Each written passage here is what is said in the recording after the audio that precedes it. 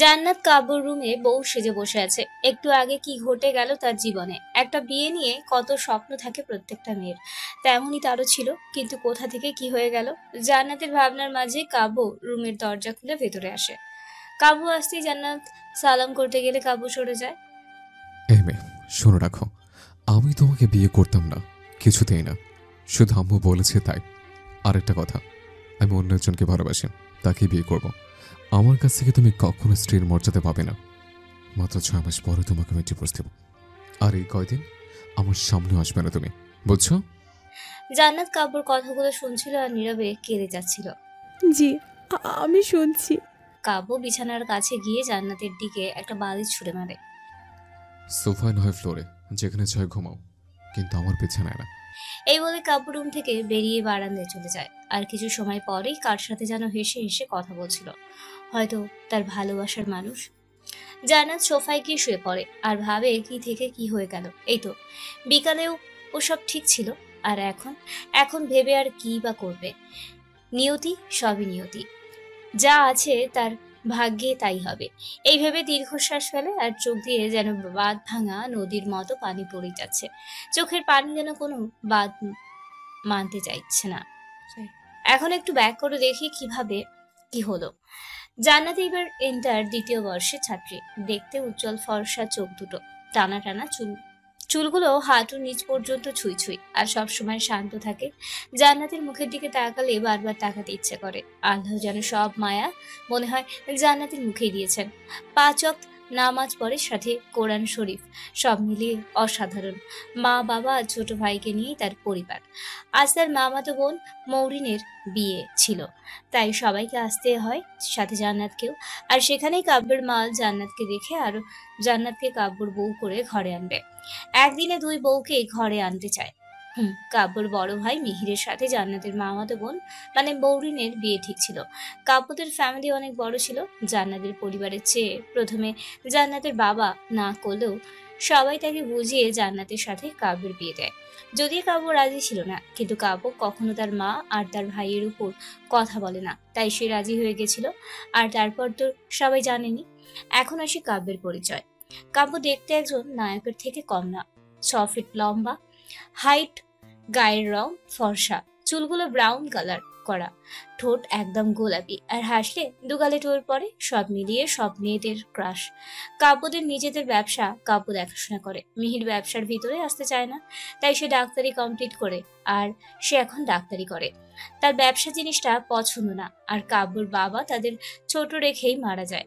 তখন থেকেই কাব্যর মা ব্যবসায় হাল ধরে। আর কাব্যদের ম্যানেজারের মেয়ে লিজা দেখতে একদম মুকুড়ো মেয়েদের মতো। তার সাথেই কাব্য রিলেশনে আছে, যদিও এটা কাব্য কাউকে জানায়নি, কিন্তু কাব্যর মা জেনে গিয়েছিল। সে লিজাকে ঘরের বউ করে আনতে চায় না বলেই এমন করে কাব্যর বিয়েটা দিল। জান্নাত কান্না করতে করতে কখন ঘুমিয়ে গেছিল নিজেই টের পায়নি। ফজরের ওই মিষ্টি আজানের আওয়াজে তার ঘুম ভাঙে। উঠে ফ্রেশ হয়ে নামাজ আদায় করে আল্লাহর কাছে তার দুঃখের কথা বলে আর কান্না করে। কাব্য সে বিছানার উপর হয়ে ঘুমিয়ে আছে। জান্নাত কাব্যকে ডাকতে গিয়েও ভয়ে ডাকেনি। জান্নাত কিছু না ভেবে নিচে চলে যায়, গিয়ে দেখে অনিলা বেগম বসে চা খাচ্ছে। আরে জান্নাত, এত সকালে ঘুম থেকে উঠলা কেন? আর দাঁড়িয়ে আছো কেন? বসো। জান্নাত ধীর পায়ে তার কাছে এগিয়ে বসে। আসলে আমার সকালে ওঠার অভ্যাস তো, তাই ঘুম ভেঙে গেছে। ও, তা ভালো। কাব্য নিশ্চয়ই পড়ে পড়ে ঘুমাচ্ছে। এই একটা ছেলে হয়েছে আমার, ঘুম ছাড়া কিছুই বোঝে না। জান্নাত মুখ শুকনো করে হাসলো। তাদের কথার মধ্যে মিহিরার মৌরিন চলে আসে। তারাও একসাথে আড্ডা দেয়। সবাই অল্পতেই খুব ফ্রি হয়ে গেছে। মা, আমি কি সকালের জন্য কিছু বানাবো? যদি পারমিশন দেন তাহলে। আরে তুমি নতুন বউ, তুমি কেন বানাবে? বাসায় লোক আছে, তারাই বানিয়ে দিবে। না মা, আসলে আজ আমি বানাই। ঠিক আছে, কি আর করার। জানেন মা, জান্নাত অনেক সুন্দর করে রান্না করতে পারে। আমি কত ট্রাই করলাম, তবু ওর মতো করেই কখনো পারিই না। আপু, এটা কোনো কথা না, তুমিও অনেক সুন্দর রাঁধো। আচ্ছা, সবাই কথা বলুন, আর কি খাবেন বলুন, আমি করে দিচ্ছি। জান্নাত, তুমি বরং বিরিয়ানি করো, আমারও অনেক পছন্দ। আর মায়েরও, আর কাব্যের জন্য ক্ষীর বানিও, কেমন? ঠিক আছে, আপনারা কথা বলুন, আমি আসি। জান্নাত আর কথা না বাড়িয়ে রান্নার কাজে লেগে পড়ে। তাকে সাহায্য করার জন্য রানু, বাসার রান্নার লোক, সাথেই দাঁড়িয়ে আছে, কখন কি লাগবে সব এগিয়ে দিচ্ছে। আর মিহির, মৌরিন, অনিলা বেগম সব একসাথে বসে গল্প করছে। জান্নাত অনেক নরম, তাই না? হুম, ও কেমন জানি না, হাজার কষ্ট পেলেও মুখ ফুটে কাউকে কিচ্ছু বলে না, সব মুখ বুঝেই সহ্য করে। এর জন্যই ফুপু ওকে কতবার বকা দিছে। তা যাই বলো, অনেক মিশুক তাই না? জি মা, ও আমার বোন বলেই বলছি না, ওর মতো ঠান্ডা মেয়ে খুব কমই পাওয়া যাবে। কিন্তু তুমি কি? আমি আবার কি? না, জান্নাত তো ঠান্ডা, তো তুমি কি ঠান্ডা ভূত? মা দেখেন কি বলে। আহ মিহির, কি শুরু করলি? আমার দুটো বউই লক্ষ্মী। মা কি বিরিয়ানির ঘ্রাণ রে বাবা, আমার তো এখনই খেতে ইচ্ছা করছে। তা যা বলেছিস, রান্নাটা অনেক সুন্দর হবে মনে হয়। এর মধ্যে জান্নাতের রান্না শেষ করে সব টেবিলে সার্ভ করে দেন। মা, রান্না তো শেষ, আমি ফ্রেশ হয়ে আসি। যাও, আর কাব্যকেও নিয়ে আসো। জি মা। জান্নাত রুমে গিয়ে দেখে কাব্য ফ্রেশ হয়ে বের হয়েছে মাত্র। কাব্য জান্নাতের দিকে তাকিয়ে বলে, তা ভালো, অ্যাক্টিংটা চালিয়ে যাও। বাসায় কেউ জানি কিছু না বুঝে, তাহলে তোমার খবর আছে। এই বলে হন হন করে রুম থেকে চলে যায়। জান্নাত একটা ছোট একটা দীর্ঘশ্বাস ফেলে ফ্রেশ হয়ে নিচে যায়। কাব্য খাবার টেবিলে বসতে বসতে, আজকে কি রান্না হয়েছে? এত গ্রান, খেতেও টেস্ট হবে। তোর জন্য ক্ষীর রান্না হয়েছে আর আমার জন্য বিরিয়ানি। শিওর, আমি আগে নেব বিরিয়ানি, তুই পরে নে, যা ভাগ। তুই যা তো। আরে তোরা ঝগড়া শুরু করলি কেন? আচ্ছা বস, জান্নাত দিবে, তোদের বসে পড়। কাব্যের জান্নাত নাম শুনেই মেজাজ খারাপ হয়ে যায়, তবুও চুপ করে থাকে। জান্নাত সবাইকে খাবার সার্ভ করে দেয়। অনিলা বেগমের জোরাজুরিতে জান্নাতও খেতে বসে। আহ, কি দারুণ রান্না মা, তোমার দিন শেষ। তা যা বলছিস ভাই, রান্নাটা কিন্তু খুব সুন্দর হয়েছে। রানু তেমন রান্না করে না, তাহলে কি করলো? আজকে রান্না জান্নাত করছে। কাব্য জান্নাতের নাম শুনে বিষম চলে যায়। অনেক কষ্টে পানি খেয়ে ঠিক করে তারপর চুপচাপ খেয়ে রুমে চলে যায়। আর যাওয়ার আগে কাব্য জান্নাতকে রুমে আসতে পারে। কি রে জান, আমার দেবর সাহেব দেখি চোখে হারাচ্ছে তোকে। কিছু বলো আপু। জান্নাত রুমে যেতেই কাব্য দরজা লাগিয়ে দেয়। জান্নাতের দুহাত শক্ত করে চেপে ধরে। জান্নাত ব্যথায় কুকিয়ে উঠলেও কাব্যর সেদিকে কোনো নজর নেই। এই মেয়ে, কি শুরু করছো? হ্যাঁ, এইবারে মানুষগুলোকে বশ করতে চাচ্ছ নাকি? আর এই বাড়িতে থাকার জন্য সেটা কখনো হবে না, কথাটা মনে রাখবা। জাস্ট 6 মাস, মাইন্ডেড। বলেই জান্নাতকে ধাক্কা দিয়ে ফ্লোরে ফেলে বারান্দায় চলে যায় আর ফোনে কথা বলতে থাকে। জান্নাত হাত দুটো ধরে কেঁদে দেয় আর মনে মনে বলে, হে আল্লাহ, আর কত সহ্য করব? আমাকে পথ বলে দাও খোদা। জান্নাত অনেকক্ষণ কান্না করে, তারপর রুম থেকে বেরিয়ে যাবে, তখন কাব্যর কথা শুনে থেমে যায়। বড্ড বেশি ভালোবাসে। কথাটা শুনে জান্নাতের মুখে হাসি চলে আসে। জান্নাত পিছনে ফিরতেই মুখটা ফ্যাকাশে হয়ে যায়, কারণ কাব্য কথাগুলো তাকে না, ফোনে কাউকে বলছিল। আমার এত আশা করা ঠিক না। বলে রুম থেকে বেরিয়ে যায় আর কাব্য নাফিসার সাথে বসে কথা বলতে থাকে। জান, এদিকে আয়। আপু, কিছু বলবা? তোর কপালে কি হয়েছে বোন? ও কিছু না আপু, এই দরজা খুলতে গিয়ে একটু লেগে গেছে। মৌরিন ওর কথাটা কেন জানি বিশ্বাস হচ্ছে না, তবুও উপরে বলল, ও ঠিক আছে। জানি আপু, তুমি বিশ্বাস করনি, আমি যে নিরুপায়। কি রে, কি ভাবছিস? না আপু, কিচ্ছু না। ও, বলতেই ভুলে গিয়েছিলাম, মা তোকে রেখেছেন, চল তো। ঠিক আছে চলো। আরে দুই বোন না, দুই যা মিলে কোথায় যাওয়াচ্ছে? আমার যা হওয়ার আগে বোন। জানি জান্নাত কত ভালো, আর এই একজন শয়তানের হাড্ডি। কি বললা তুমি? না, কিছু না তো। ভাইয়া, তুমি যাই বলো না কেন, একদম ঠিক বলেছ। জান, তুইও? মা ডাকছিলেন না, চলো। চল, পাগলের সাথে কথা বলার ইচ্ছাই নেই। আমি পাগল হলে তুমি তার বউ? চল তো জান। অনিলা বেগমের রুমে। মা আসবো? আরে বৌমারা আসো, তোমাদের আসতে কি আবার পারমিশন লাগে নাকি? না মা, আপনি কাজ করছিলেন তো তাই। আরে তেমন কিছুই না, তোমাদের দুজনকে কিছু দেয়ার ছিল। মা, আমাদের আবার কি লাগবে? এদিকে আয়। জান্নাত আর মৌরিন আসতে অনিলা বেগম তাদের দুজনের হাতে একটা করে শাড়ি আর কিছু গহনা দিলেন। শোন, পরশু তোদের বিয়ের জন্য একটা ফাংশনের আয়োজন করছি। আমি চাই তোরা দুই বউ একরকমের সাজিস। মা, তার জন্য এত কিছু দরকার ছিল না। দরকার ছিল, আমি কিচ্ছু শুনতে চাই না, তোরা একই রকমের সাজবি ব্যাস। ওকে আম্মু। এই তো আমার লক্ষ্মী বৌমারা, রাতে বাসায় কিছু গেস্ট আসবে তোদের দেখতে। এক কাজ করিস তো, মিহির আর কাব্যকে আমার রুমে একটু পাঠিয়ে দিস তো। ঠিক আছে মা, আমরা এখন আসি। যা তাহলে। মৌরিন মিহিরকে বলে তার মায়ের কাছে যেতে, আর মিহিরও চলে যায়। আর জান্নাত এসে দেখে কাব্য এখনো কার সাথে জানি কথা বলছে। দেখে বোঝা যাচ্ছে তার গার্লফ্রেন্ডের সাথে কথা বলছে। জান্নাত শুধু একটা দীর্ঘশ্বাস ছাড়লো, ভয়ে ভয়ে কাব্যকে ডাকে। আপনাকে মা ডাকছেন, শুনেছেন? আপনাকে।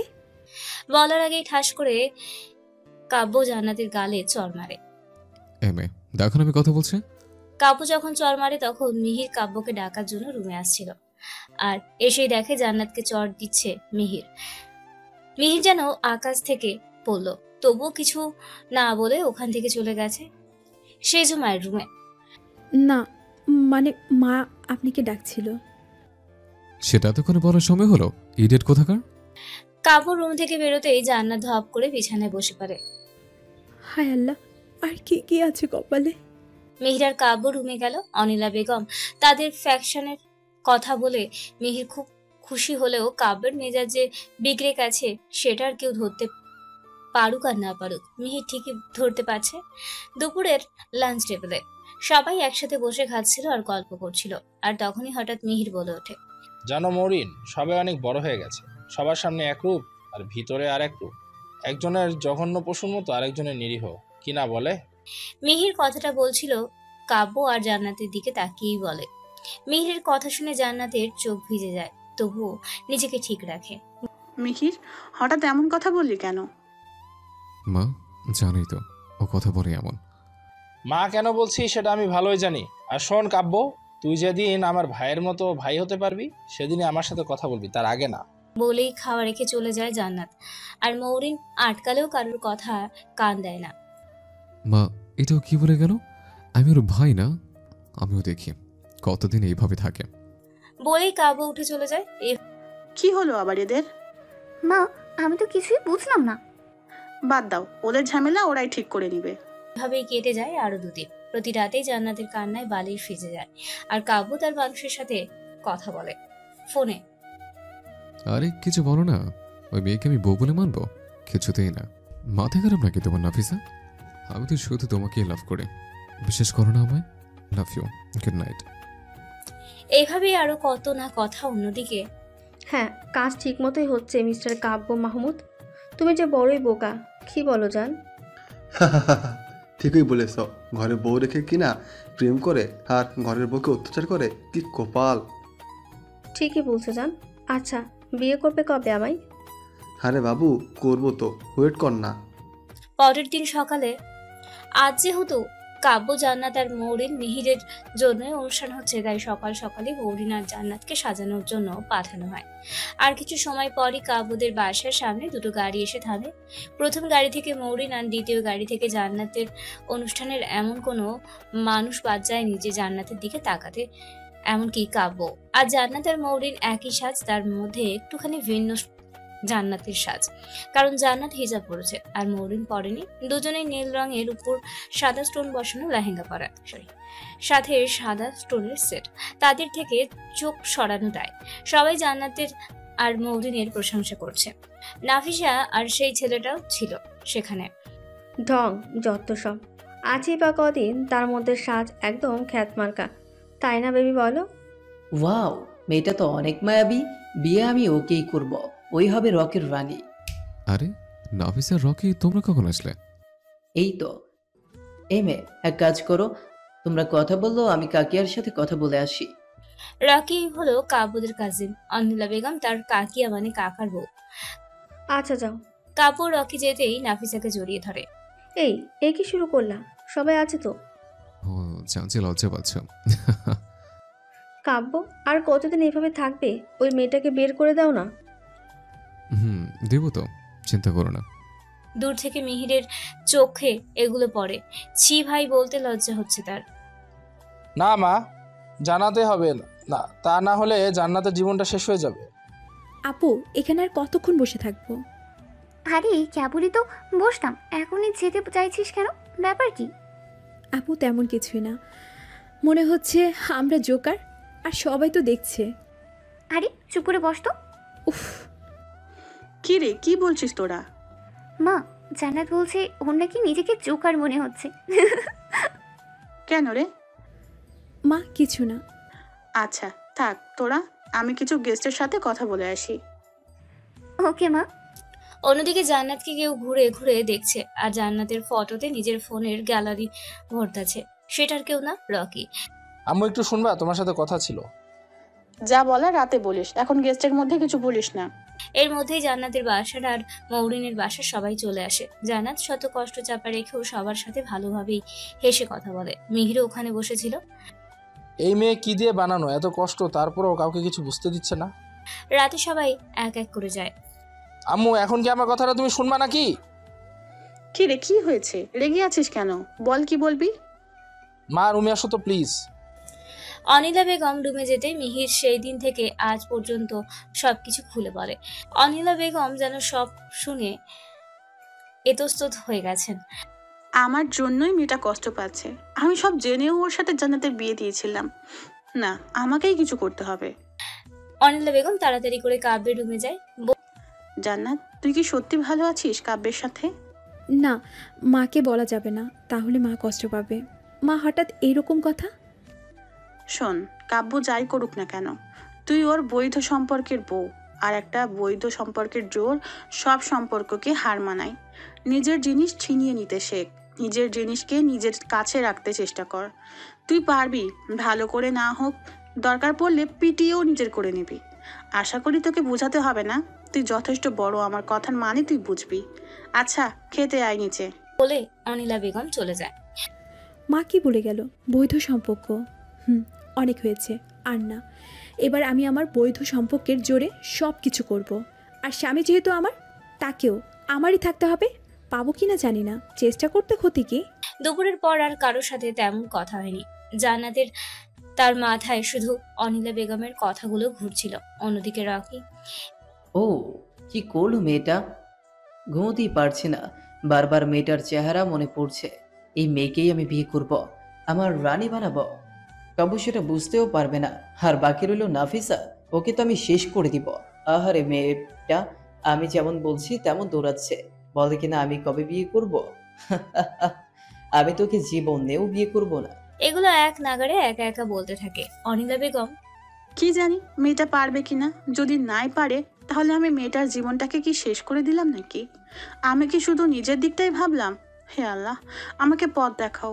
মেয়েটা জানি পারে কাব্যকে জব্দ করতে। আল্লাহ, ও জানি সব ঠিক করে নিতে পারে। রাতে জান্নাত রুমে নামাজ পড়ছিল, আর তখন কাব্য রুমে আসে। ফ্রেশ হয়ে ফোন নিয়ে বসে পড়লো নাফিসার সাথে কথা বলতে। জান্নাতের এগুলো দেখে মেজাজ বিগড়ে যায়। না, অনেক সহ্য করেছি, আর না। জান্নাত কাব্যর কাছে গিয়ে কাব্যর ফোনটা কান থেকে নিয়ে অফ করে দেয়। স্টুপিড মেয়ে, অসভ্য কোথাকার, আমার ফোন নিলে কোন সাহসে? কাব্য উঠে গিয়ে জান্নাতকে চর মারতে যাবে। জান্নাতের গালের কাছে নেওয়ার আগেই জান্নাত হাত ধরে ফেলে আর ফোনটা ধরে জোরে আছাড় দেয়। সাথে ফোনটা গুড়ি গুড়ি হয়ে যায়। আজ তো তোকে কেউ বাঁচাতে পারবে না। আমার হাত ধরিস আর আমার ফোন নিস, তোকে তো আমি। আবারও হাত নেয় জান্নাতকে মারতে, কিন্তু জান্নাত এবার ওর হাতটা জোরে ঝাড়ি মারে। না না মিস্টার স্বামী, এই ভুলটা এই কয়েকদিন করেছেন, আর না। ওকে, তাহলে আমার থেকে খারাপ কেউ হবে না, কথাটা মাথায় রাখবেন। ওকে, না হলে তো বুঝতেই পারছেন, আজ কেবল হাত ধরেছি, কাল থেকে ভেঙেও দিতে পারবো। কাব্য যেন বোকা বনে চলে গেল। এখন মেয়েরে বাবা। কাব্যর ভাবনার মধ্যেই একটা কিছু ওর গায়ে পড়ে। কাব্যর ধ্যান ভাঙে, নিচে তাকিয়ে দেখে বালিশ। হোয়াট ননসেন্স, আমার বালিশ নিচে তো সাহস কি করে হয়? শেষ করার আগেই কথাগুলো ঠিক করবেন, না হলে মূর্খের মতো কথা বলবেন না, কেমন? চাইলে আমার পাশে এসে শুতে পারেন, না হলে সোফায়। আমি ঘুমাবো, আমাকে জ্বালাতে আসবে না, কেমন? জান্নাত শুয়ে পড়ে। চোখটা লেগে এসেছিল, তখনই কাব্য এক টান দিয়ে জান্নাতকে উঠিয়ে বসায়। কি ভাবছিস আমি তোর সাথে শুভ, আর তুই আমাকে জ্ঞান দে? আর কে? কিসের এত জোর তোর? বৈধ সম্পর্কের জোর। আপনার বৈধ স্ত্রী, জ্ঞান দেওয়ার অধিকার আমার। আর আপনি আমার পাশে না শুলে নিচে শুবেন। বলে উঠে সোজা ওয়াশরুমে গিয়ে এক মগ পানি এনে সোফায় ঢেলে দেয়। নিন, কোথায় শুবেন শুয়ে পড়ুন। কাব্য যেন এই জান্নাতকে চিনতে বড্ড কষ্ট হচ্ছে। সব থেকে বেশি অবাকের জিনিস হলো কাব্য বৈধ সম্পর্কের জোর কথাটা শুনে কেমন জানি আর কিছু বলতে পারলো না। কোনো এক অদৃশ্য শক্তি তাকে আটকে রেখেছে। এই যে মিস্টার গোবরমুখ, সরেন, আমি ঘুমাবো। জান্নাতের কথাই ঘোর লাগে। কোনো কথা না বাড়ি সোফার কাছে যায়, গিয়ে দেখে সোফা ভিজা। গায়ে রাগ হলেও এখন কিছু বলার ইচ্ছে নেই দেখে চুপ করে গিয়ে জান্নাতের পাশে শুয়ে পড়ে। জান্নাত কাব্যকে জ্বালানোর জন্য ঘুমের ভান করে কাব্যের গায়ে কতক্ষণ হাত কতক্ষণ পা তুলে দিচ্ছে। ঘুমের মধ্যেও কয়েকটা ঘুষিও দিয়েছে। হায়, বেচারা সবগুলো হজম করে নিচ্ছে। এর ফল ভোগ করতে হবে তোমার। জান্নাত কাব্যের উল্টো দিকে ফিরে মিটমিট করে হাসছে, আর তার সাথে চোখ দিয়েও পানি টপটপ করে পড়ছে। হে আল্লাহ, মাফ করো আমায়, এমন তো করতে চাইছিলাম না, তারপরও। কখন যে দুজনে ঘুমিয়ে যায় তার ঠিক নেই। ঠিক মাঝরাতে প্রচন্ড বৃষ্টি হচ্ছিল, তার শব্দে কাব্যের ঘুম ভেঙে যায়। তাকিয়ে দেখে জান্নাত তার বুকের উপর মাথা দিয়ে শুয়ে প্রথমে সরাতেই যাচ্ছিল। কেন জানি কাব্যের ভালোই লাগছিল, তাই আর সরালো না। কাব্য জান্নাতের বড় খোপা করে চুলগুলো খোপা খুলে যাওয়ার জান্নাতের মুখের উপর লেপটে যায়। কাব্য নিজের অজান্তেই হেসে দেয় আর হাত দিয়ে জান্নাতের মুখে লেপটে থাকা চুলগুলো সরিয়ে দেয়। কাব্য আনমনেই বলে ওঠে, মায়াবী একটা মুখ, এই মেয়েটা যে বড্ড পেচ্ছে পেচ্ছে লাগে। পরের দিন সকালে জান্নাতের ঘুম ভাঙতে উঠে দেখে কাব্যর বুকের উপর শুয়ে। কিছুটা লজ্জা পেয়ে যায়। জান্নাত তাড়াতাড়ি করে উঠে নামাজ পড়ে নিচে চলে যায়, গিয়ে সকালের নাস্তা বানাতে শুরু করে। আজ মিহির আর কাব্য দুজনেই কাজে বেরোবে। এর মধ্যে মৌরিনও এসে হাজির হয় রান্নাঘরে। কি করিস বনু? ওই তুই, আপু নাস্তা রেডি করেছে। বাপরে বাপ, আমার বোন তো ভালো কিন্নি কিন্নি হয়েই গেছে। কোমরে শাড়ি গুজিয়ে কাজ করছে। আপু তুমিও না। দুই বোন মিলে কাজ করতে মিহির, অনিলা বেগম আর কাব্য সবাই নিচে আসে। দু বোন মিলে সবাইকে খাবারটা সার্ভ করে দিচ্ছে। কি রে, তোরা দাঁড়িয়ে আছিস কেন? বস। না মা, আমরা পরে খাবো, আপনারা খান। ভাবি তুমি বসো। মৌ একা বসবে কেন? দুজনই বস।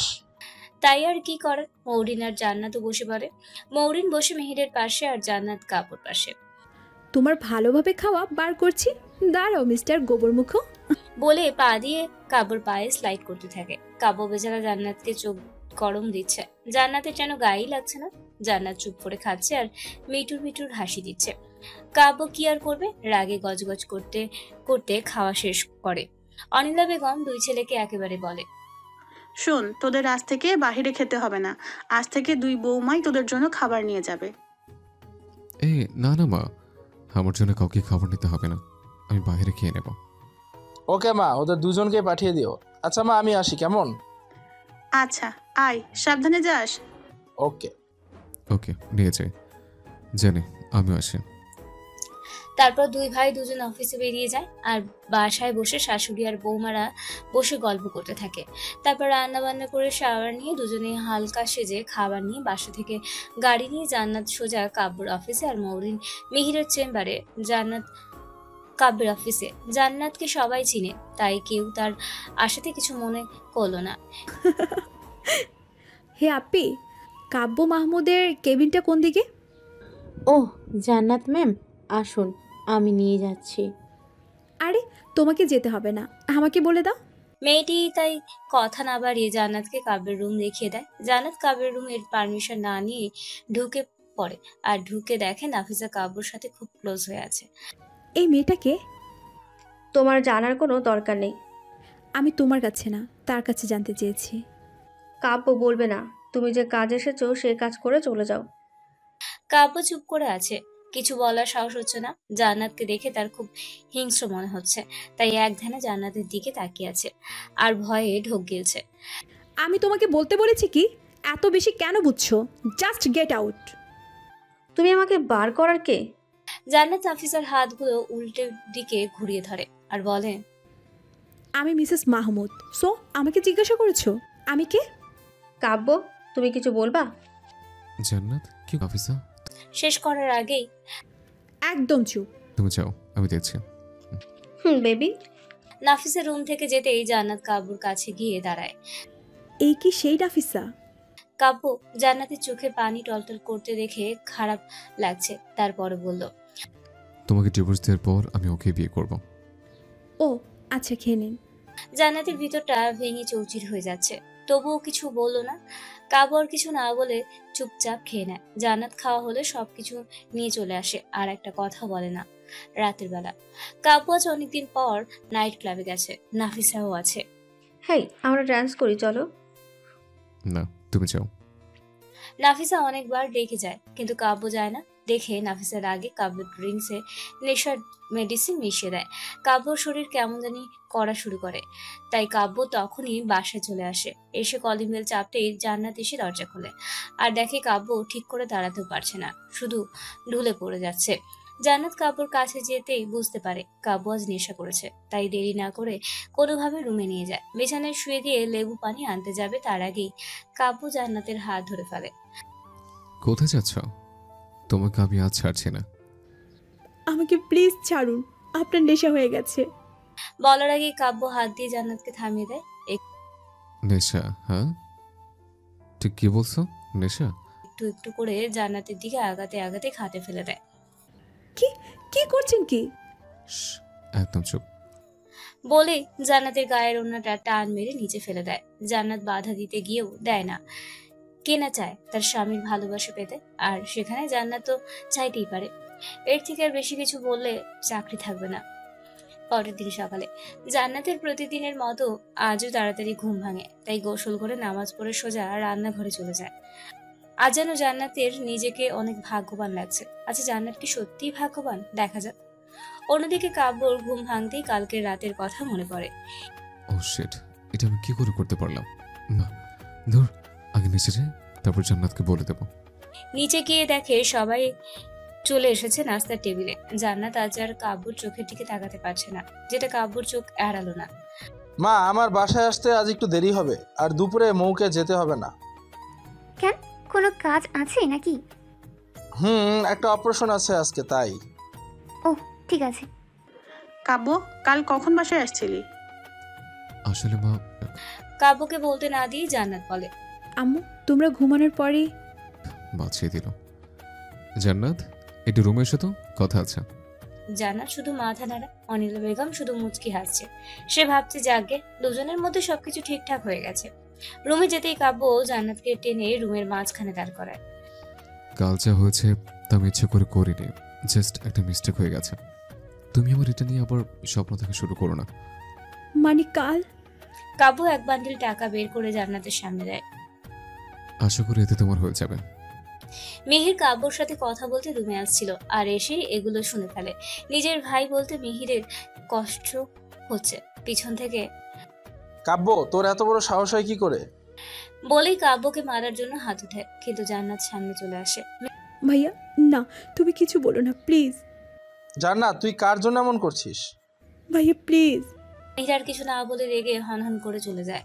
জান্নাত গিয়ে কাব্যর সামনে দাঁড়ায়। মিস্টার কাব্য মাহমুদ ওরফে আমার স্বামী, দিন, টাকাটা আমি রাখবো, কারণ এটা আপনার দেওয়া প্রথম উপহার।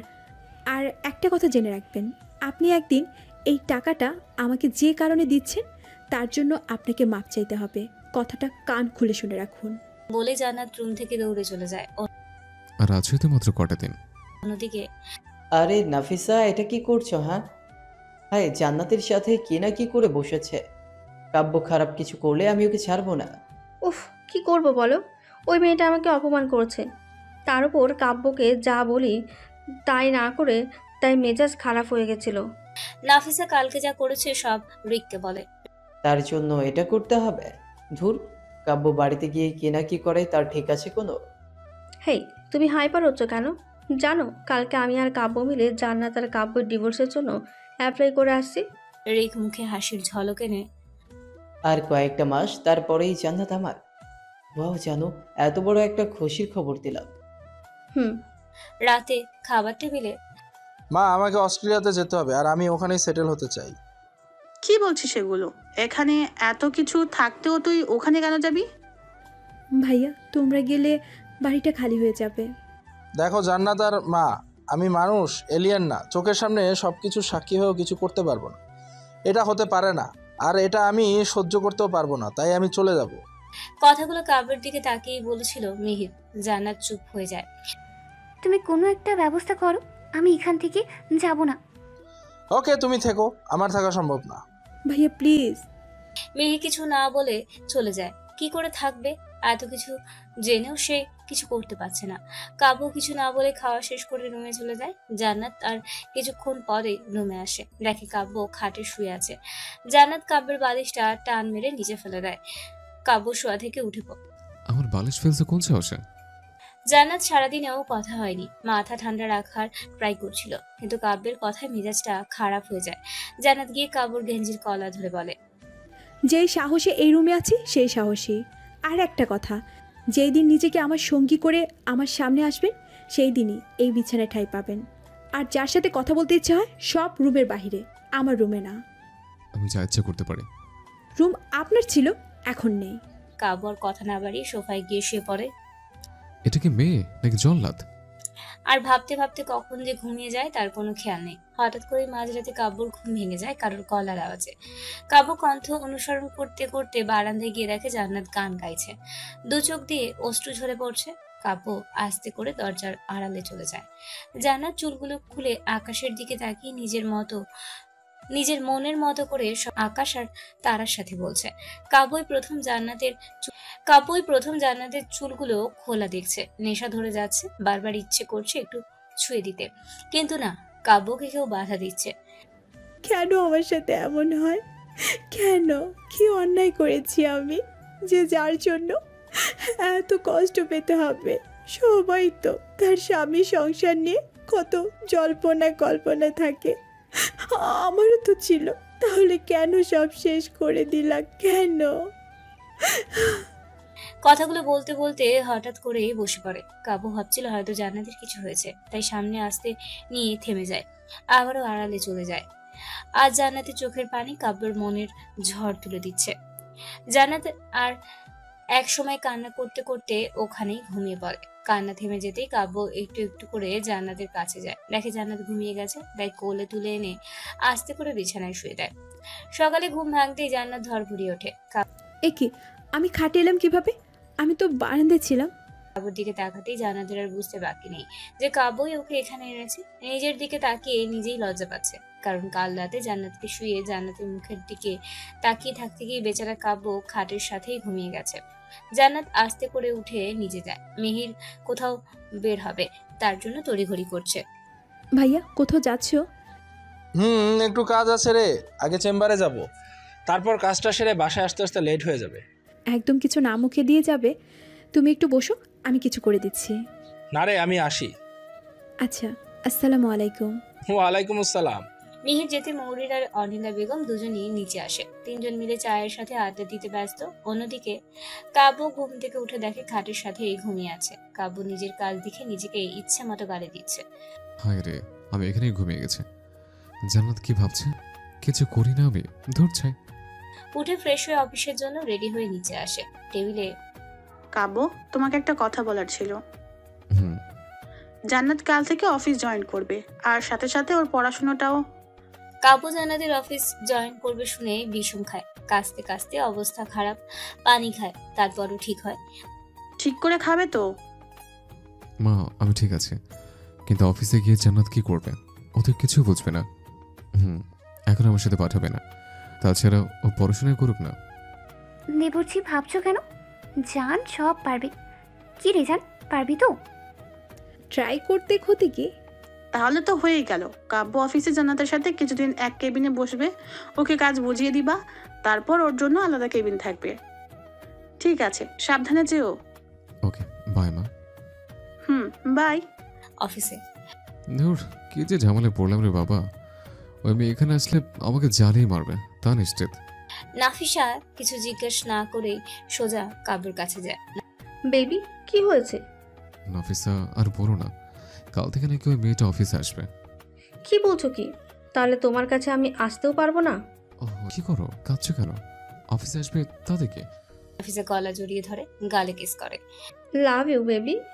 বলে, শোনা, শোনো না, আমাকে এখন রাতে আর ফোন দাও না কেন? ফোন দিব কি করে? ফোন কাছে থাকলে তো, যে জল্লাদের সাথে থাকি, বলে সারাদিন অনেক কাজ থাকে তো, তাই রাতে ফোন ধরতে ইচ্ছে করে না। ও আচ্ছা, শোনো, আমি একটু শপিং থেকে আসছি, কেমন? অফিস থেকে নিচে নেমে নাফিসা সোজা রকির কাছে ফোন দিয়ে সবকিছু বলে দেয়। ফোন কাটার পরই না, ব্যাপারগুলো ভালো লাগছে না। ওদের মধ্যে সব ঠিক হয়ে গেলে আমি জান্নাতকে পাবো না। না, তা তো হতে পারে না। জান্নাতকে আমার চাই। সেটা যদি কাব্যকে মেরে ফেলেও হয় তবে তাই হোক। জান্নাত আজ দুপুরেও খাবার নিয়ে যায় আর অফিসে কম বেশি সবার সাথে পরিচিত হয়। রিকদের নিজেদের ফ্যাক্টরি থাকতে ও কাব্যদের অফিসে জয়েন করে। যেদিন কাব্যদের ফাংশনে গিয়ে জান্নাতকে দেখে, রকি ভালো করেই জানতো এমন কিছু হতে পারে। আর জান্নাত যেহেতু অনেকটা মিশুক, তাই ওর সাথে ভাব করতে রকি তেমন কাঠখড় পোড়াতে হয়নি। আর প্রথম থেকেই রকি জান্নাতকে টুকটাক হেল্প করে, তাই জান্নাতও রকিকে ভালোই মনে করে। প্রতিদিনের মতো আজও রাতেও কাব্য ব্যালকনিতে যায় নাফিসের সাথে কথা বলতে। ফোন হাতে নিবে তখনই জান্নাত এসে হাজির। কি করছেন? জান্নাত বিছানায় ঝাড়ু দিচ্ছিল। কাব্যকে ব্যালকনিতে আসতে দেখে জান্নাতে চলে আসে। ঝাড়ু না রেখেই আসলে জান্নাত ভুলেই গেছিল, তাই আর কি। জান্নাতের কথা শুনে কাব্য ফোন পিছনে সরিয়ে জান্নাতের দিকে ঘুরতে দেখে হাতে ঝাড়ু, ছোট করে একটা ঢোক গিলে। কই কিছু না তো, তুমি ঝাড়ু আছো কেন?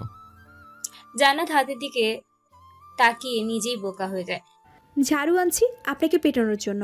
আমি কাল মানা করেছিলাম না? আমি কারোর সাথে কথা বলি নাই তো। আল্লাহ কেন ঝাড়ু দিয়ে বাড়ি দেয়। ফোনটা দিন। কাব্য ভালো ছেলের মতো ফোনটা হাতে দেয়। তারপর মনে পড়ে নাফিসার নাম্বার আনার সাথে সাথে জান্নাতের দিকে তাকায়। জান্নাত ফোনের দিকে তাকাতেই মেজাজ বিগড়ে যায়। ফোন ধরে আছাড় মারার জন্য জাগতেই ওই ভাঙবো না, আমি আর ফোন দিব না। আচ্ছা নাম্বার ডিলিট দিচ্ছি। এত ফোন ভাঙলে দুদিন পর ফোন কিনতে কিনতে আমি শেষ। জান্নাত কিছু না বলে ফোনটা কাব্যর হাতে দিয়ে বিছানায় এসে শুয়ে পড়ে। কাল যেহেতু অফিস যাবে তাই তাড়াতাড়ি করে ঘুমাতে হবে, তার জন্যই শুয়ে পড়ে। সকালে জান্নাত আজ হালকা ফিরোজা আর গোলাপি মিক্সড একটা শাড়ি, সাথে সাদা স্টোনের ছোট একটা পেন্ডেন্ট, হালকা গোলাপি লিপস্টিক, চোখে গাঢ় কাজল, মাথায় গোলাপি হিজাব পরে, পায়ে সুতির কাজ করা নাগরাই। আজ যেন জান্নাতকে একদম ভিন্ন রকমের লাগছে। কাব্য ওয়াশরুম থেকে মাথা মুছতে মুছতে বের হয়। কাব্য আর জান্নাতের দিকে তাকিয়ে হাঁ করে, যেন নতুন কোনো জান্নাতকে চিনছে আজ। এই মেয়ে আর কি কি রূপ দেখাবে? কি সমস্যা? অপসরে জান্নাত মুচকি হাসলেও কাব্য সেটাকে বুঝতে দেয় না। মানে ওরকম ড্যাব ড্যাব করে তাকিয়ে থাকার কি আছে? রেডি হন তাড়াতাড়ি, আমি নিচে আছি। কাব্য জান্নাতের জোরে কথার হুঁশ আসে। মাথা চুলকাতে চুলকাতে তুমি যাও, আমি আসছি। জান্নাত সোজা নিচে চলে যায়। তারপর কাব্যও আসে, তবে আজ যতটা পেরেছে জান্নাতের সাথে মিক্সড করেই পড়েছে। নিচে নামতেই দুজন বেরোতেই অনিলা বেগম জান্নাতকে ডাক দেয়। জান্নাত এদিকে আয় তো। জি মা। অনিলা বেগম কাজল দিয়ে জান্নাতের কানের নিচে টিকা দিয়ে দেয়। তারপর কাব্য আর জান্নাত সোজা অফিসে। সবাই জান্নাতকে ওয়েলকাম জানায়, শুধু নাফিসা ছাড়া। সেটা আগে চলে যাচ্ছে, কিন্তু কিছু করারও নেই। রকিও এসে জান্নাতের সাথে কথা বলে যায়। জান্নাত আর কাব্য কেবিনে যায়। কেবিনের ডেকোরেশনটা চেঞ্জ করতে হবে। নাফিসা কিছু জিজ্ঞেস না করেই ভিতরে চলে আসে আর বলে, কোনো ডেকোরেশন চেঞ্জ হবে না। কাব্য আর জান্নাত উল্টো দিকে ফেরা ছিল, তাই তাদের দেখে নাই নাফিসাকে। তারা নাফিসাকে দেখে নাই। নাফিসার কথা শুনে জান্নাত একবার কাব্যর দিকে, তারপর নাফিসার দিকে। কাব্যর দিকে তাকাতেই বেচারা মুখ শুকিয়ে যায়। সেটা আমার ব্যাপার, আপনি বলার কি? আমি যা বলবো তাই হবে, কোনো ডেকোরেশন চেঞ্জ হবে না। আচ্ছা তা আমি বুঝবো, কিন্তু কারো রুমে আসতে হলে পারমিশন নিতে হয়, এটা কি ভুলে গেছেন? জান্নাতের এত শান্তভাবে কথা বলতে দেখে কাব্য অবাক হয়ে যাচ্ছে। কাব্যের রুমে আসতে আমার পারমিশন লাগবে না, সেটা তোমার লাগতে পারে। এটা কাব্যের রুম ছিল, এখন এটা আমারও রুম। নেক্সট ডে আসতে হলে পারমিশন নিয়ে আসবেন, না হলে ঘাট ধরে বের করে দিব। বলার আগেই জান্নাত কাব্যর দিকে তাকায় আর কাব্য বেচারা চুপ মেরে যায়। নাফিসা কিছু না বলে হন হন করে চলে যায়। এ আমাকে বিপদে রেখে নাফে চলে গেল। এই মেয়ে যে এখন কি করবে? জান্নাত চুপ করে গিয়ে চেয়ারে বসে। কাব্য কিছু বলার সাহস হচ্ছে না, কেন জানি মেয়েটাকে খুব করে ভয় করে কাব্য। তারপরও সাহস জুগিয়ে বলে, কফি খাবে? কাব্য কথা বলতেই জান্নাত তেড়ে ওঠে। আমি কফি না, আপনার মাথা খাবো। শুনে রাখুন, বিকালের মধ্যে এই রুমের ডেকোরেশন চেঞ্জ করবেন, না হলে কি তুমি কি আমাকে ভয় দেখাচ্ছ? জান্নাত টেবিলে থেকে গ্লাসটা ধরে সোজা আছাড় মারে। এটা নমুনা। ভালো করে বুঝে গেছে কিসের নমুনা। কাব্য নিজেই মনে মনে ভাবে, যে আমাকে কিনা সবাই ভয় পায়, সে আমি কিনা আমার বউকে ভয় পায়, যাকে দুদিন আগেও ভয় পেতাম না। যে মেয়ে তাতে ভয় না পেয়ে উপায় আছে? জান্নাত রুম থেকে বেরিয়ে ক্যান্টিনে যায় আর রকিও পিছনে পিছনে যায়। ম্যাম, আমি কি বসতে পারি? জি বলুন। ম্যাম, আপনি কি রেগে আছেন? আপনার কি তাই মনে হয়? রকি জান্নাতকে রাগানোর জন্য নাফিস আর কাব্যের নামে বানিয়ে বানিয়ে কথা বলতে থাকে। বলা হয়েছে নাকি আরও বাকি আছে? কাজ হয়ে গেছে। চুপ করে যায় কাব্য।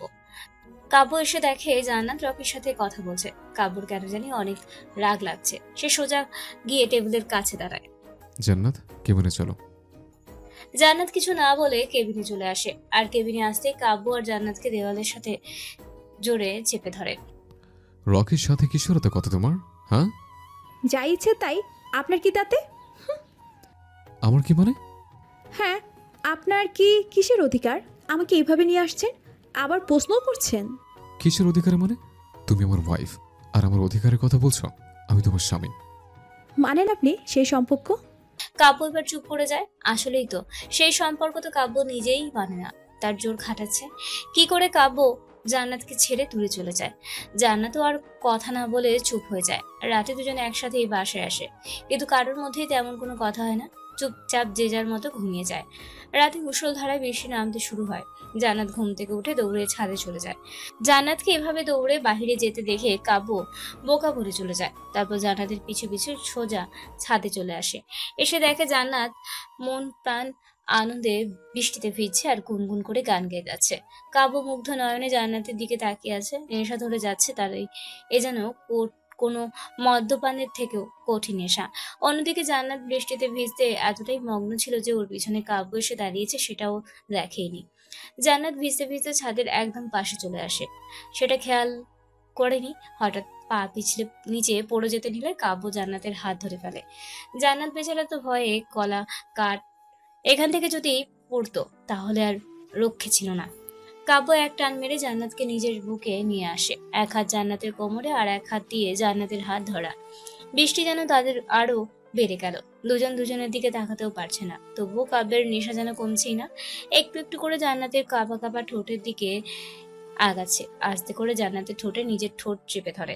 জান্নাত বেচারি কাঁপতে কাঁপতে শেষ, কেবল বাঁচলো মরা থেকে। আর তার মধ্যেই কাব্যর এমন কিস নামক আক্রমণ।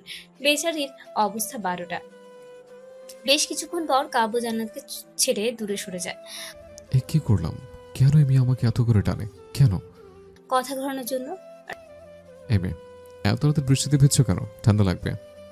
না, আমার কিচ্ছু হবে না, আপনি ভিতরে যান, আপনার ঠান্ডা লাগবে। হাহ।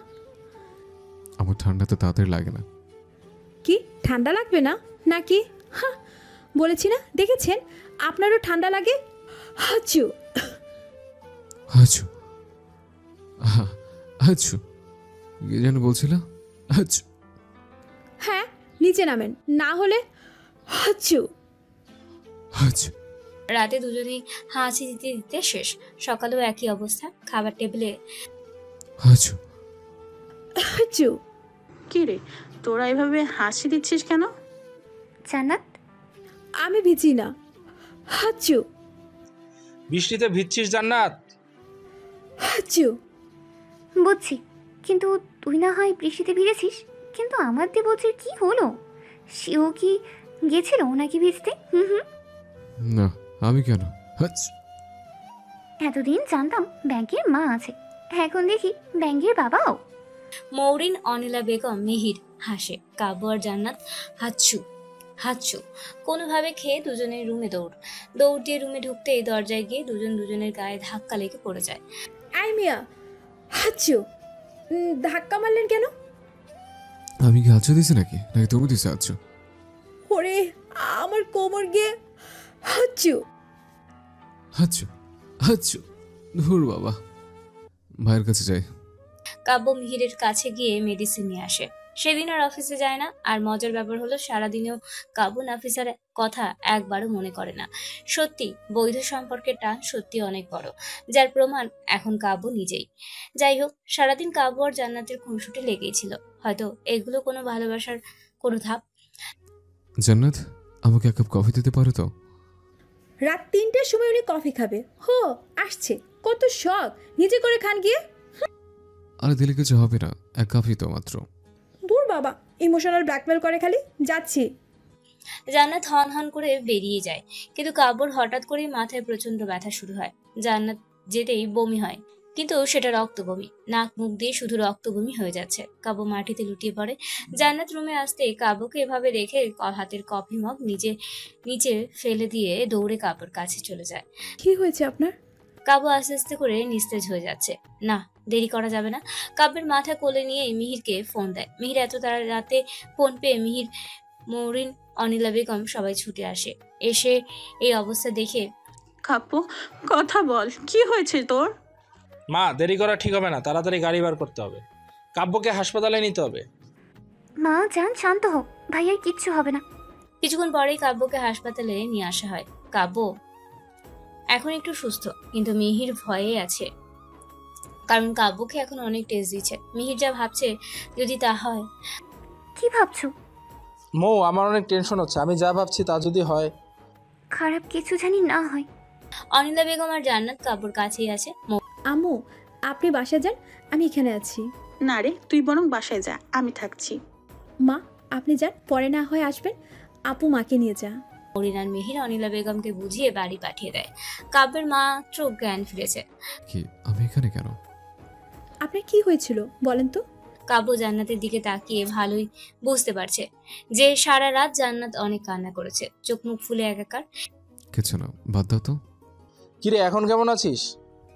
ভাইয়া ভালো, আমি বাসায় যাব। চুপ থাকতো, এখন ঘুমা। মাত্র তো ঘুম দিয়ে উঠলাম। ঘুমা তো। আর জান্নাত, ওকে স্যুপ পাঠিয়ে দিচ্ছি, ওটা খাইয়ে দিও। আমি গিয়ে দেখি রিপোর্টগুলোর কি অবস্থা। মিহির চলে গিয়েছে, গিয়ে স্যুপ পাঠিয়ে দেয়, আর জান্নাত কাব্যকে সেটা খাইয়ে মেডিসিন দেয়। মিহির রিপোর্টের জন্য বসে আছে। যদিও রিপোর্টটা দিয়ে গেছে, কিন্তু মিহির খুলতে সাহস পাচ্ছে না, বড্ড ভয় হচ্ছে তার। তারপরে সাহস ঝুঁকিয়ে রিপোর্টটা খোলে, আর রিপোর্টটা খুলতেই পায়ের নিচ থেকে মাটি সরে যায়। তার মানে তার ধারণাই ঠিক। মিহির দৌড়ে কাব্যের রুমে যায়, গিয়ে দেখে কাব্য ঘুমিয়ে গেছে। জান্নাত মিহিরকে এভাবে দৌড়ে আসতে দেখে অনেকটা ঘাবড়ে যায়। কি হয়েছে ভাইয়া? মিহির কিছু না বলে জান্নাতকে ধরে কেঁদেই দেয়। আমি ডাক্তার হয়ে আমার ভাইয়ের রোগের বিষয় বুঝতে পারিনি, কেমন ডাক্তার আমি। ভাইয়া, ওনার কি হয়েছে? মিহির কান্না থামিয়ে জান্নাতকে নিয়ে মিহিরের কেবিনে কাব্যের রিপোর্টটা জান্নাতের হাতে ধরিয়ে দেয়। জান্নাত রিপোর্টটা খুলতে যেন আকাশ থেকে পড়ে। ভাইয়া এটা? কাব্যের ব্রেন টিউমার ধরা পড়ছে, আর সেটা 85% আক্রমণ করে ফেলছে। এখন অপারেশন করালেও বাঁচার সম্ভাবনা মাত্র 15%। ভাইয়া, এগুলো কি বলছো তুমি? ওনার কিচ্ছু হবে না, আল্লাহ এমন করতে পারেন না।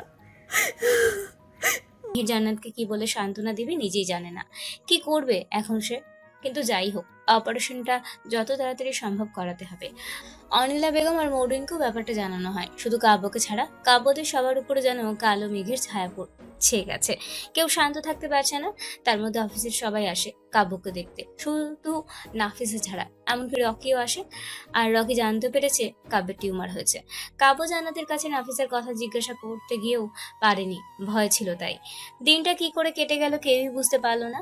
মিহিরের মধ্যে সব থেকে বড় সার্জারি ডাক্তারের সাথে মিটিং করে রাতে অপারেশনের জন্য ব্যবস্থাও করে ফেলেছে। অনিলা বেগম শুধু কেঁদেই যাচ্ছে। জান্নাত চুপ মেরে গেছে। কি ব্যাপার, এত চুপ কেন? জান্নাত, তুমি চুপ মেরে বসে আছো কেন?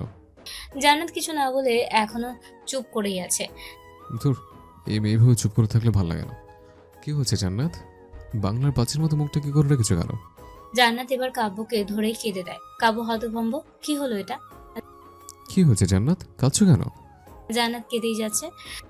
জান্নাত, আমার কোনো কথায় কষ্ট পেলে সরি, তবুও কাঁদতে থামো। জান্নাত নিজেকে স্বাভাবিক করে কিছুটা। জান্নাত রুম থেকে বাহিরে চলে যায়, আর কাব্যর ফোনে তখন একটা ফোন আসে। কাব্য ফোনটা রিসিভ করতে যাবে, তার আগেই কেটে যায়। বড় একটা মেসেজ আসে। মেসেজটা অন করতেই কাব্যের চোখে পানি চলে আসে। জান্নাত কি এর জন্যই কাঁদছিল নাকি? আর আমি না, এটা কি করে হয়? তো তাড়াতাড়ি সবাইকে ছেড়ে আমার চলে যেতে হবে। মেসেজটা কেউ একজন কাব্যের মেডিকেল টেস্টের রিপোর্ট দেয়, আর এটা জানায় যে তার আজ অপারেশন। একটু পর কাব্যকে অপারেশন থিয়েটারে নেওয়া হবে, কিন্তু জান্নাতের কোনো খবর নেই। আজ কেন জানি জান্নাতকে দেখার জন্য কাব্য শুধু এদিক ওদিক খুঁজছে, কিন্তু না, তাকে দেখতে পেল না। আর পাবেই বা কি করে? জান্নাত নামাজে বসে শুধু আল্লাহর দরবারে কাব্যের প্রাণ ভিক্ষা চাচ্ছে। কাব্যকে অপারেশন থিয়েটারে নিয়ে যাওয়া হয়। ডাক্তার যা বললাম তাই করবে। স্যার, এটা টাফ হবে, ওখানে মিহির থাকবে। আমি কিছু জানতে চাই না। থিয়েটারে কিছু করতে হবে না, আমার একজন অ্যাসিস্ট্যান্ট আছে, ও ওষুধ চেঞ্জ করে দিবে, তাতেই কাজ হয়ে যাবে।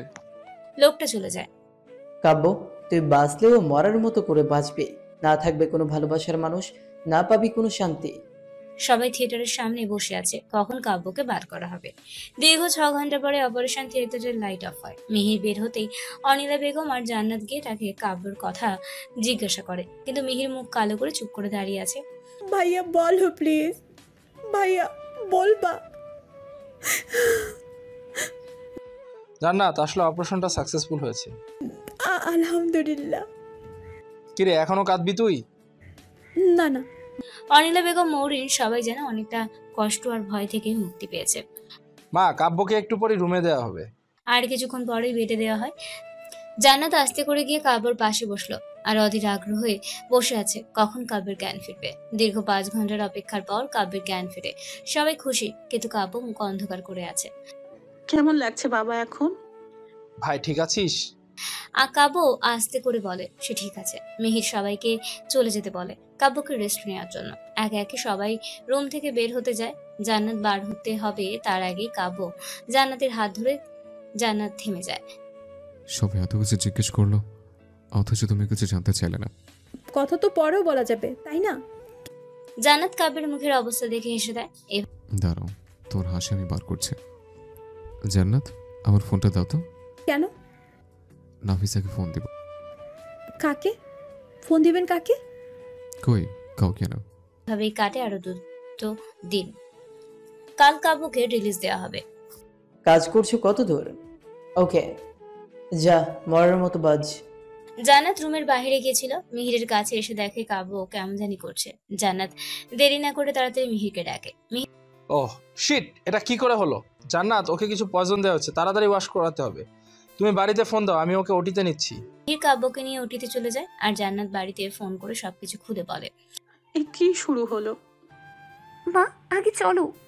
কাব্যের ওটি শুরু হয়ে গেছে। জান্নাত ওটির সামনে বসে চোখের পানি ফেলছে। এর মধ্যে মৌ আর অনিলা বেগম দুজনই এসে পৌঁছায়। জান্নাত মৌরিনকে ধরে কেঁদে দেয়। আপু না, যদি না যেতাম তাহলে ওনার কিছু হতো না। থাম জান, নিজেকে শক্ত কর। এর মধ্যে মিহির আংটি থেকে বের হয়ে যায়। অনিলা বেগম আর জান্নাত ছুটে যায়, কিন্তু মিহির কিছুই বলছে না। সে যেন বদ্ধ হয়ে গেছে। মিহির, বল না। মা, কাব্য। ভাইয়া বলো, তোমার পায়ে পড়ি। কাব্য প্যারালাইজড হয়ে গেছে। জান্নাত ঠায় দাঁড়িয়ে আছে। অনিলা বেগম মাটিতে বসে পড়ে। মা, এভাবে ভেঙে পড়ো না। কাব্যকে ঠিকভাবে যত্ন করলে ও সেরে উঠবে। আমি ওনাকে সারিয়ে তুলবো ভাইয়া, ওনাকে বাসে নেবার ব্যবস্থা করো। কিন্তু জান্নাত, এটা কঠিন। জানির উপর ভরসা আছে, ও পারবে। তোমরা যেহেতু বলছো, তাহলে কাব্যকে কালই বাসা নেওয়ার ব্যবস্থা করি। পরের দিন কাব্যকে বাড়িতে আনা হয়। জান্নাত কাব্যকে দেখাশোনা করে আর অফিস দুটোই একাই সামলায়। বেশ ভালোই কাটছে সারাদিন। কাব্যর কাজগুলো করা, কাব্যের হাত পা ম্যাসেজ করা, কাব্যকে আস্তে আস্তে হাঁটানো, দিন শেষে অফিসের সমস্ত কাজ গুছানো, সাথে সংসার, সবকিছু একাই দেখে রাখছে, আগলে রাখছে। মাঝে মাঝে কাব্যকে নিয়ে বাইরে ঘুরতে যাওয়া। কাব্যের সাথে খুনসুটি লেগেই থাকে। কাব্য এখন আর নাফিসার কথা একবারও মনে করে না। সারাদিন জান্নাতকে জ্বালাতে জ্বালাতেই তার সময় শেষ হয়ে যায়। কাব্য যে এখন জান্নাতের উপর দুর্বল হয়ে গেছে, ভালোবেসে ফেলেছে সে তার জান্নাতকে। কাব্যকে ফ্রেশ করাতে গেলে জান্নাতকে ভিজিয়ে দেওয়া, কাজের মধ্যে চুলের খোপাটা খুলে দেওয়া, কখনো বালিশের সাথে জান্নাতের শাড়ি বা ওড়না বেঁধে রাখা, যেন কাব্যের নিত্যদিনের সব থেকে বড় কাজ। দেখতে দেখতে 6 মাস হয়ে যায়। কাব্য এখন সম্পূর্ণ সুস্থ। জান্নাত ব্যাগ গুছিয়ে নিচে নেমে আসে। সবাই জান্নাতের দিকে তাকিয়ে আছে। কাব্য জান্নাতের দিকে এগিয়ে আসে। জান্নাত, কোথায় যাচ্ছ? চলে যাচ্ছি, আমার কাজ শেষ। এই সময়টুকু তো ছিল আমার কাছে। আর এই কাগজটা কোর্টে জমা দিয়ে দিবেন। আমি আর কেন এই বাড়িতে পড়ে থাকবো? কাগজটাতে আমি সাইন করে দিয়েছি। কাউকে কিছু না বলতে দিয়ে জান্নাত বেরিয়ে যায়। কাব্য ঠায় দাঁড়িয়ে আছে, তার চোখ থেকে টপ টপ করে পানি ঝরছে। কাব্য, এটা কি? সবকিছু শেষ হয়ে গেল রে, হারিয়ে ফেললাম আমি জান্নাতকে। ভাইয়া ভাইয়া, কি করে থাকবো? আমি পারবো না ভাইয়া, আমাকে দাঁড়িয়ে থাকতে চলবে না। বলি কাব্য দৌড়ে বাড়ির সামনে চলে আসে। না, জান্নাত চলে গেছে। ছেড়ে গেলে মিহির কাব্যকে কাগজটা দেয়। কাব্য কাগজটা দিয়ে দেখে কাগজটা আর কিছু না, ডিভোর্স পেপার। মেয়ে ঠাস করে কাব্যর গালে চড় মারে।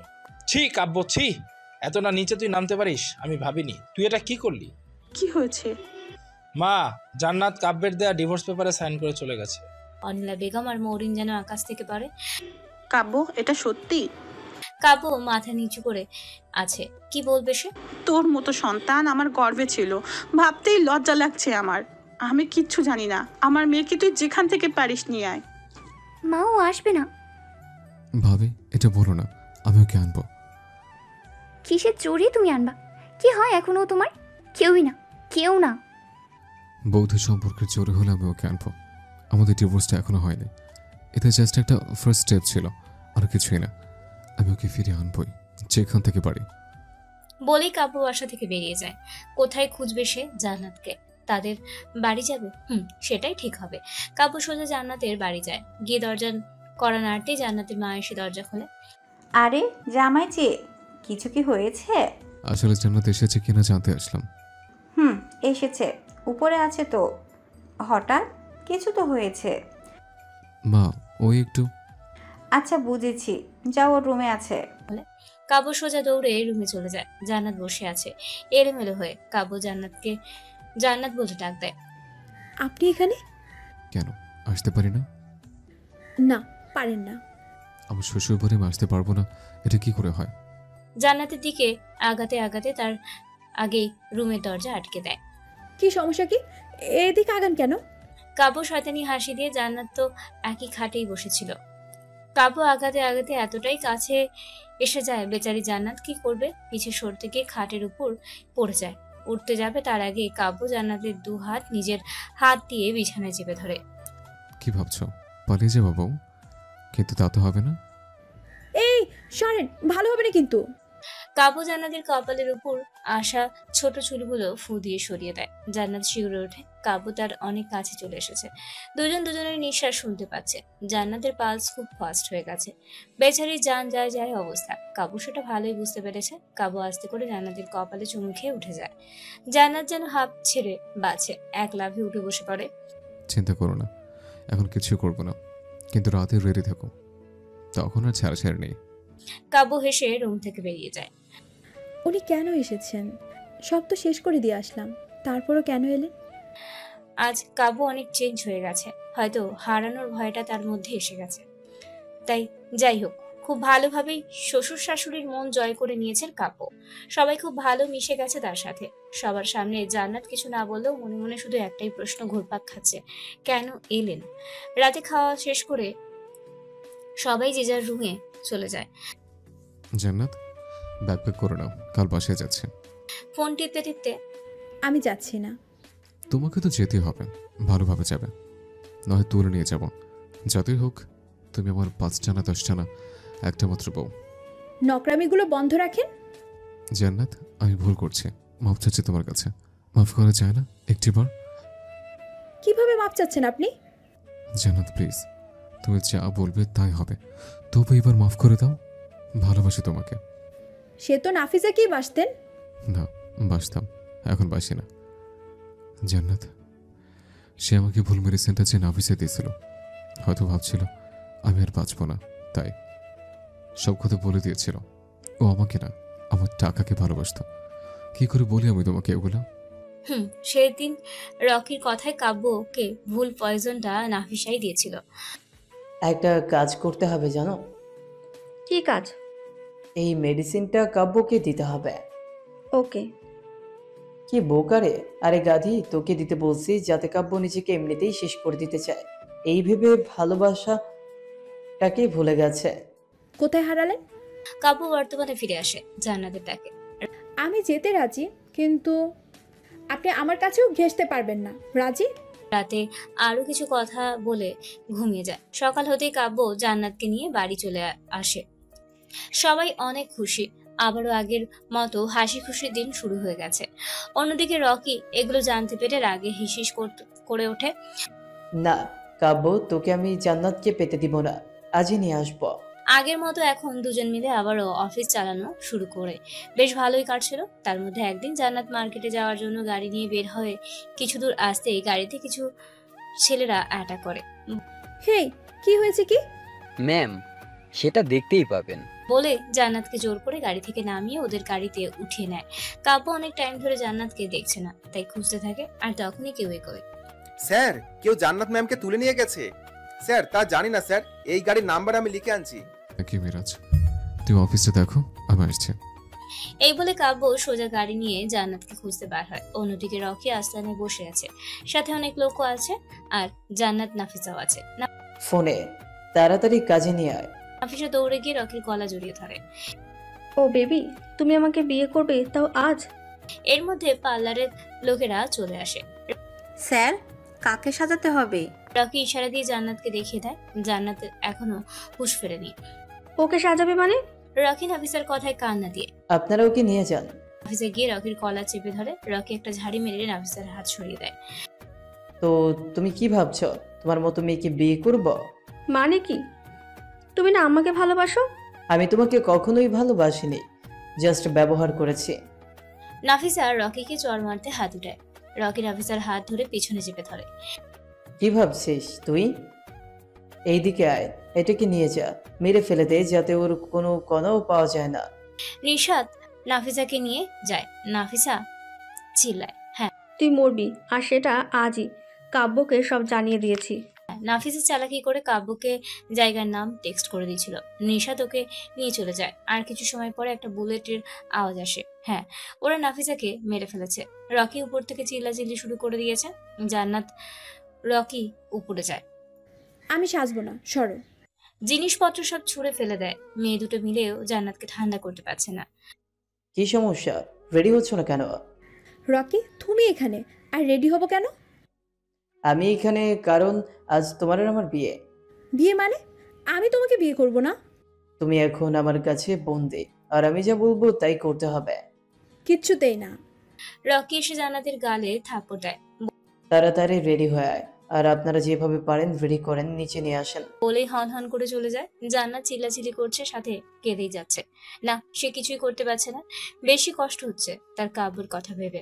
অন্যদিকে কাব্য জান্নাতকে খুঁজতে খুঁজতে পাগল হয়ে গেছে। মিহিরও খোঁজা শুরু করে দিয়েছে। না, কোথাও মিলছে না জান্নাত। ভাইয়া কোথায় খুঁজবে এখন? ভাই কাঁদিস না। এর মধ্যে কাব্যর ফোনে মেসেজ অন করে, আর সাথে সাথে নাফিসার পাঠানো মেসেজ। ভাইয়া দেখো। এক কাজ কর, তুই সামনে আগাতে থাক। আমার মনে হয় ওখানে একা যাওয়া ঠিক হবে না। আমি পুলিশকে ইনফর্ম করে নিয়ে আসছি। কাব্য সোজা নাফিসার দেওয়া ঠিকানায় আগাতে থাকে। সে যতই আগাচ্ছে ততই তার বুকের ধূপ পুকানি বেড়ে যাচ্ছে। মেয়েরা জান্নাতকে সাজিয়ে নিচে নিয়ে আসে। রকি শেরওয়ানি পরে বসে আছে, সাথে দুজন লোক আর একজন কাজী। রকির কাছে এনে জান্নাতকে বসানো হয়। জান্নাত বসতে চায় না, তবুও জোর করেই বসানো হয়। কাজী, বিয়ে শুরু করুন। কাজী বিয়ে পড়ানো শুরু করে, আর জান্নাত চিল্লাচিল্লি করে। জান্নাতকে সাইন করতে বলে, জান্নাত করবে না, তাই জোরাজুরি করা শুরু করে। রকি রেগে জান্নাতকে মারতে হাত উঠায়। তার আগেই কাব্য এসে হাত ধরে ফেলে। আমার বউয়ের গায়ে হাত দেওয়ার তুই কে?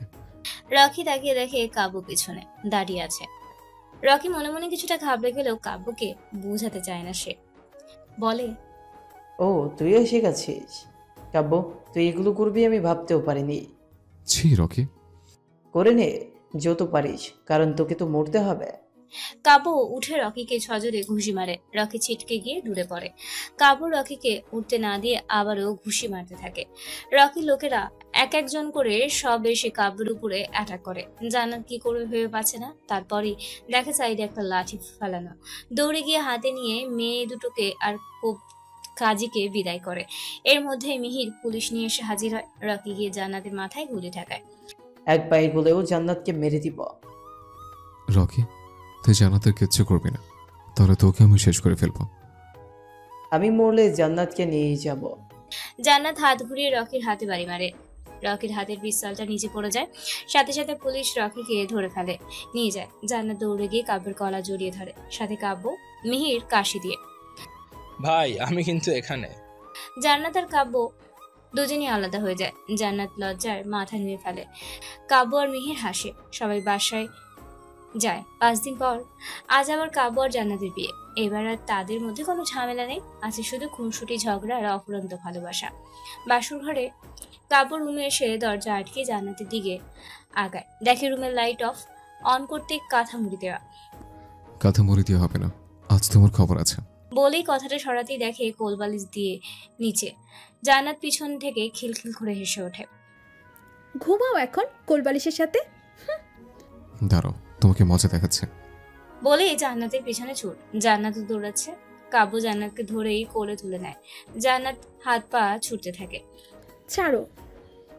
আহা, বললেই হলো। কাব্য জান্নাতকে নিয়ে বিছানায় শুয়ে দেয়। জান্নাত উঠতে নিলেই জান্নাতের ঠোঁটে কিস করে। তারপর তারপর এখানে কি যে যার বাসর ঘরে গিয়ে জেনে নিয়েন এরপরে কি হয়। কি কেমন আমি কিছু জানি না, জানার বয়স হলে জানবনি। তারপর আপনা করে কমু 2 বছর পর। সাফি, সাফি কই তুই? এদিকে আয় বাবা। জান্নাত খুঁজতে আছে। সাফি জান্নাত আর কাব্যর একমাত্র ছেলে চোখের মনে। পাপ্পা আম্মা আমাতে খুঁজতেছে, আমি ভাত খাবো না পাপ্পা। বাবা, ভাত খেতে হবে, নাহলে তুমি রিয়াপুর মতো হবে কি করে? রিয়া মৌরিনের মিহিরের মেয়ে 7 মাসের বড় সাফির থেকে। আমাতে খেতে হবে। বাপ ছেলে এক জায়গায় আর আমি সারা বাড়ি খুঁজতেছি। পাপ্পা আমাকে নামাও, আমি রিয়াপুর কাছে যাব। কাব্য নামতে সাফির দৌড়ে জান্নাত আর সাফি বলে ডাকতে থাকে। ওকে খেলতে দাও তো, ডেকো না। না খে উফ, কিছু হবে না। আমার একটা জিনিস নিতে ইচ্ছা করছে যে এখন। মানে? কাব্য জান্নাতকে কিছু বলতে না দিয়ে কিস করে। সাফিও তখন রুমে আসে হুট করে। পাপ্পা মাম্মাতে পাপ্পি দিয়েছে। কাব্য জান্নাতকে ছেড়ে দেয়। হায় হায় বাবা, এদিকে এসো। না, আমি সবাইকে বলে দিব। না বাপ, এদিকে আয়। সাফি দৌড়ে কাব্যর কাছে চলে যায়। তাদের ভালোবাসা অপরন্ত সাথে মিল। থাকুক না কিছু ভালোবাসা, এমন এমন ভালোবাসা আছে বলে আজও এই পৃথিবীটা টিকে আছে। বেঁচে থাকুক এমন ভালোবাসা আজীবন। এক জীবন নয়, শত শত জীবন। ভালো থাকবেন সবাই। খুব শীঘ্রই আসছি অন্য কোনো গল্প নিয়ে। সবাই ভালো থাকবেন। আল্লাহ হাফেজ।